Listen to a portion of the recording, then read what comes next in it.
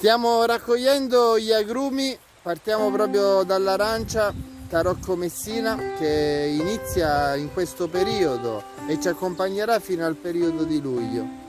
Riccardo ora vi farà vedere questo agrume splendido e unico nel suo genere,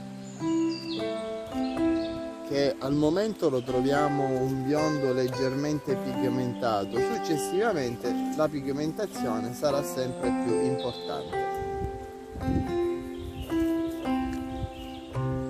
E ora vi facciamo vedere anche il resto del giardino, naturalmente una parte. Questi sono i limoni, limone zagara bianca del femminello siracusano.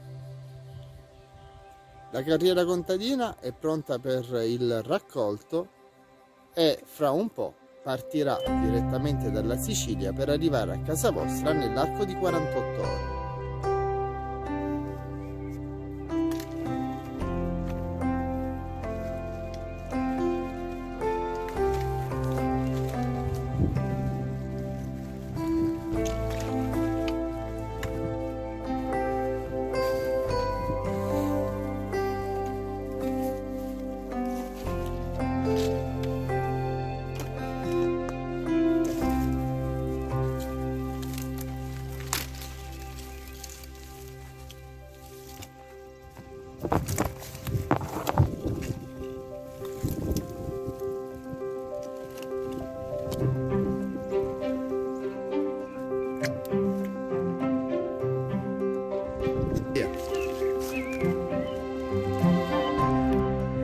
La Corriera Contadina ha raccolto gli agrumi qui all'interno dell'Agribio Parco Ialari ed è pronta a partire e portare i prodotti direttamente a noi e ai consumatori.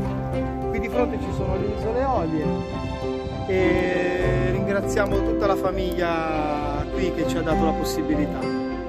Grazie a Riccardo dall'azienda agricola biologica Ialari.